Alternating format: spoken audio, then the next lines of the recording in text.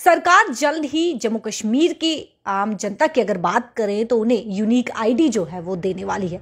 वहीं पर अगर हरियाणा की बात की जाए तो जिस तरीके से हरियाणा में यूनिक आईडी जो है वो लोगों को दी गई है, वहीं पर आधार कार्ड की अगर मैं बात करूं तो आधार कार्ड यानी कि हर डॉक्यूमेंट के साथ हमारा लिंक होता है। तो अब सरकार जल्द ही आम जनता को एक यूनिक आईडी जो है वो देने वाली है, यानी कि अल्फा न्यूमेरिक कोड जो है वो दी जाएगी। वहीं पर साथ ही साथ इसे ये भी कहा जाएगा, यानी कि जेके फैमिली आईडी इसे भी कहा जाएगा। तो इसकी पूरी जानकारी लेने के लिए और वहीं पर ऑपोजिशन अगर पार्टी की बात की जाए तो सवालों पे सवाल जो है इस पर खड़ा किया है। इसी को बातचीत करने के लिए, इसी विषय में बातचीत करने के लिए हमारे साथ भाजपा के स्पोक्स पर्सन रजनी सेठी की बात करें तो वह इस वक्त मौजूद है। सबसे पहले तो बहुत बहुत स्वागत है मैम। बहुत बहुत धन्यवाद मैम। इसकी पूरी जानकारी क्या है, मैं चाहूंगी कि आप आम जनता की बात करें, जम्मू कश्मीर की आम जनता की बात करें तो इसकी पूरी जानकारी क्या है, किस तरीके से यूनिक आईडी जो है वो जम्मू कश्मीर की आम जनता को दी जाएगी।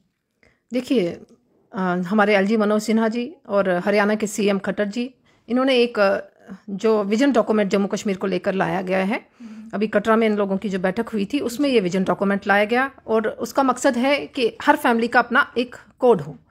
अल्फा न्यूमेरिक कोड जो है हर फैमिली का बनाया जाएगा। कहीं ना कहीं जो मुझे लगता है कि इसका मकसद एक ही है कि गवर्नमेंट की डिफरेंट स्कीम्स आती हैं, उन स्कीम्स को लेकर एक डाटा हर फैमिली का फीडबैक कंप्यूटराइज्ड हो ताकि उनको उस स्कीम्स की बेनिफिट्स दिए जा सकें। ये अगले 5 साल के लिए विजन बनाया गया है क्योंकि काफ़ी फैमिलीज का डाटा लेने में समय लगेगा। ये एक विजन लेकर एलजी मनोज सिन्हा जी चल रहे हैं ताकि हर फैमिली का डाटा एक लिया जा सके। इसका पॉजिटिव मकसद ही है कि जैसे हम लोगों ने आधार कार्ड बनाया था तो आज आप लोग देख रहे हैं कि उसका कितना हम पे पॉजिटिव इम्पैक्ट पड़ रहा है। अब हमें कोई डॉक्यूमेंट लेने की जरूरत नहीं, अगर आधार कार्ड है हमारे साथ तो हम लोग कहीं पे भी जा सकते हैं। ऐसा ही यूनिक आईडी कार्ड होगा हमारे जम्मू कश्मीर को लेकर। तो ये एक पॉजिटिव वे है जो जम्मू कश्मीर को डेवलपमेंट की तरफ ले जाने की कोशिश की जा रही है।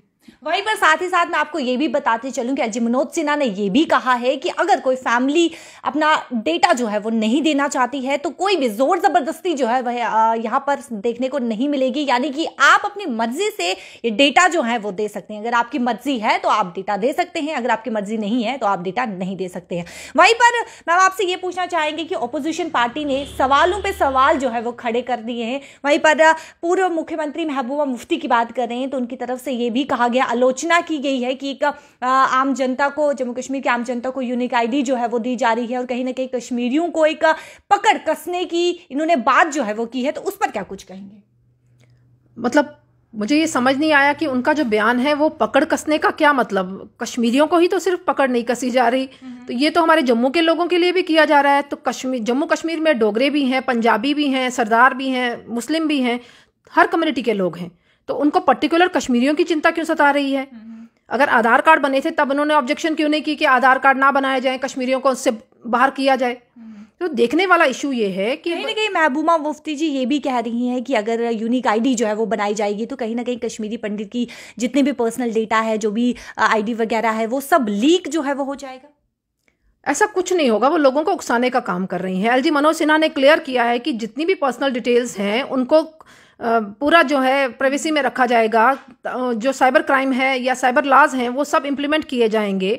अगर हम ये चीज़ें सोचें तो फिर मुझे लगता है कि जो हम ऑनलाइन पेमेंट करते हैं तो उस पर भी कहीं ना कहीं खतरा है जी। तो अगर डिजिटलाइजेशन हम की तरफ बढ़ रहे हैं तो कहीं ना कहीं हम लोगों को सपोर्ट करना चाहिए अपनी सरकार को कि अगर वो ऐसा कदम उठा रही है तो हमें डर किस चीज़ का है? डर तो उन लोगों को होता है कोई इलीगल काम कर रहा हो कि डाटा चला जाएगा सरकार के पास, सरकार खंगालेगी कि भाई इसके तहत इसकी फैमिली में ये बंदा क्या कर रहा है, क्या नहीं कर रहा।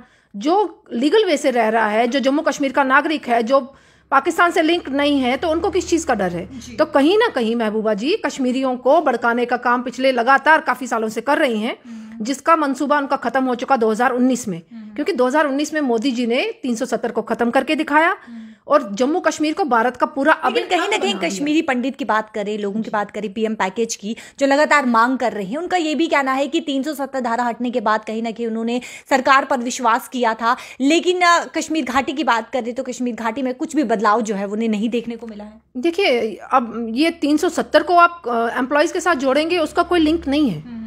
370 का हटना जम्मू कश्मीर में कहीं ना कहीं जो यहाँ ताकतें थी, शरारती ताकतें थी, चाहे मैं पाकिस्तान की बात करूं, चाइना की बात करूं, जो हमेशा जम्मू कश्मीर को टारगेट कर रहा था।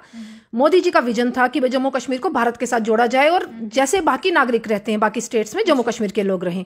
एम्प्लॉयज को 370 से कोई लेना देना नहीं। कश्मीर के हालात की बात करेंगे, कश्मीर के हालात पहले से काफ़ी सुधर चुके हैं, इसमें कोई दो राय नहीं है। वो खुद भी कह रहे हैं, कश्मीर के लोग खुद भी कह रहे हैं।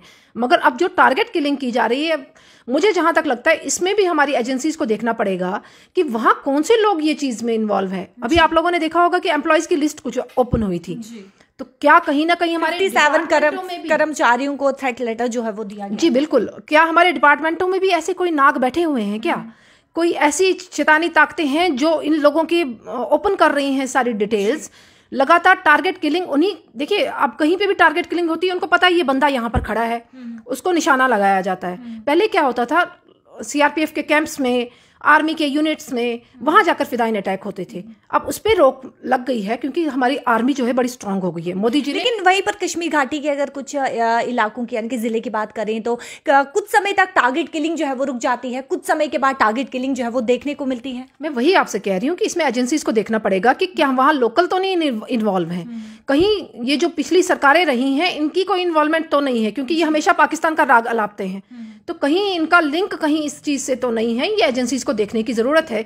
लगातार मैं ये नहीं कहूंगी कि कश्मीरी पंडितों को ही टारगेट किया जा रहा है। हमारे यहाँ बेचारे जो बाहर से आप ये कहना चाहते हैं कि कहीं ना कहीं अपने ही लोग जो है वो धोखा दे रहे हैं? देखने को तो यही मिल रहा है कि अपने लोग कहीं ना कहीं इन्वॉल्व हैं। जो लिस्टें ओपन हो रही है, पाकिस्तान तो डायरेक्ट लिस्टें ओपन नहीं कर रहा होगा ना, हमारे डिपार्टमेंटों में जो बैठे हुए हैं लोग, उन्होंने लिस्टें आउट की होंगी। कौन से लोग ऐसे हैं जो जम्मू कश्मीर में शांति नहीं चाहते? और मेरा शक तो, अगर मैं पर्सनली देखना चाहूँ तो मेरा शक तो उन सरकारों पर भी जाता है जो यहाँ सरकार बनाकर बैठे थे और उनकी अपनी कुर्सी खिसक रही है। कहीं ना कहीं वो ये चीज़ शो करना चाहते हैं पूरे इंटरनेशनल लेवल पे कि मोदी का विजन जो जम्मू कश्मीर का है, तरक्की की राह पर ले जाना, वो फेल हो गया है, वो लेकर वो चल रहे हैं। वहीं पर चुनाव की बात करें तो जिस तरीके से ये भी कहा जा रहा है कि जम्मू कश्मीर में प्रधानमंत्री मोदी जी की बात करें तो वो दौरे पर आएंगे, तो उसको लेके क्या कुछ कहेंगी? ये तो बहुत अच्छा स्टेप है। सुनने में आया कि मोदी जी, हमारे गृह मंत्री अमित शाह जी, हमारे राष्ट्रीय अध्यक्ष जेपी नड्डा जी, सबके दौरे रहेंगे अलग अलग जगह पर। लेकिन लोगों का ये कहना है कि आखिरकार जब चुनाव जो है वो, सूत्रों के हवाले से जानकारी मिल रही है कि चुनाव जो है वो नजदीक आने वाले हैं, तो लोगों का ये कहना है कि चुनाव के दिन ही, चुनाव से पहले यानी कि 1 महीने पहले की बात करें तो तब ही क्यों प्रधानमंत्री मोदी जी जो है वो जम्मू कश्मीर के दौरे पर आ रहे हैं, उससे पहले जम्मू कश्मीर के दौरे पर क्यों नहीं आए?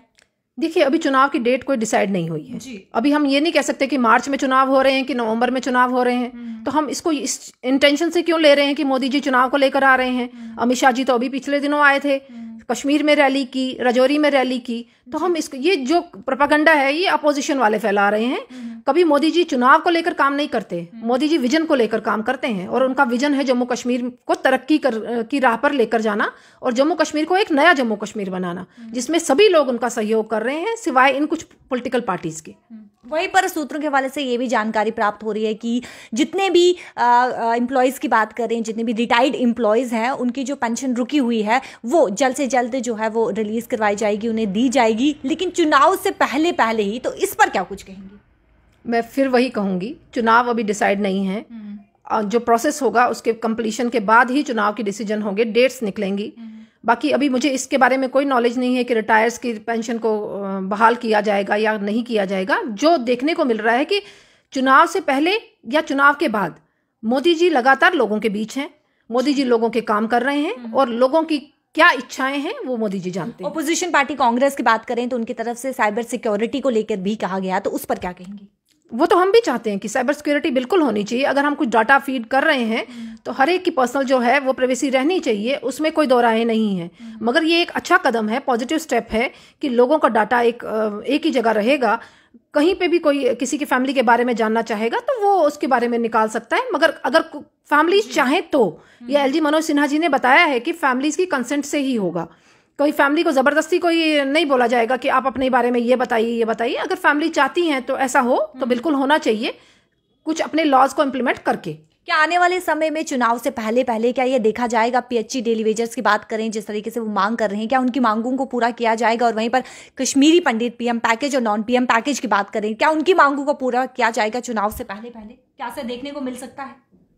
हम चाहते हैं, बीजेपी लगातार चाहती है कि जितने भी हमारी डिमांड्स है लोगों की, चाहे युवाओं की है, हमारे कश्मीरी एम्प्लॉयज़ की है या पीएचई डेली वेजर्स की है, जितने भी हमारी डिमांड्स है लोगों की, वो डिमांड्स फुलफिल की जाएं, चाहे वो चुनाव से पहले हो, चाहे वो आने वाले दिनों में हो। चुनाव अभी डिसाइड नहीं हुए हैं, तो मैं चाहती हूँ या हमारी पार्टी चाहती है, इसके लिए उन्होंने कमेटी भी डिसाइड की है, कमेटी बनाई गई है अलग अलग चीज़ों के लिए। उनका इंटेंशन, कमेटी पे कमेटी गठित की जाती है, कोई नतीजा सामने नहीं आता है। देखिए, सरकार हमारे हाथों में नहीं है, ना ही हमारे पास विधायक हैं। हम डिपेंड है एलजी सरकार पर। हम रिक्वेस्ट ही कर सकते हैं और कमेटी ग्राउंड में जाके देख सकती है कि भाई लोगों की क्या इच्छाएं हैं, लोग क्या चाहते हैं। वो कमेटी अपना काम कर रही है, तो वो रिकमेंडेशंस। वहीं पर कश्मीरी पंडित एम्प्लॉइज की बात करें, पीएम पैकेज की, तो उन्होंने ये भी कहा है कि अगर एक मौका मिले तो हम एलजी मनोज सिन्हा से मिलना चाहते हैं। इस पर क्या कहेंगी? देखिए, उसमें हम कहीं नहीं रोक रहे कि भाई वो ना मिले, बिल्कुल। एलजी मनोज सिन्हा ने ये भी कहा है कि मेरे दरवाजे जो है वो आपके लिए खड़े हैं, लेकिन खुले हैं, माफ कीजिएगा। तो वहीं पर बीते समय की अगर बात की जाए तो जिस तरीके से 24 अगस्त की बात करें तो धरना प्रदर्शन करके राजभवन के सामने वो बैठे थे, लेकिन जिस तरीके से एलजी मनोज सिन्हा कहते हैं कि मेरे दरवाजे जो है आपके लिए खुले हैं, लेकिन जब बातचीत करने की बात आती है, आमने सामने बैठने की बात आती है, तो तब वो दरवाजे बंद हो जाते हैं। उस पर क्या कहेंगे?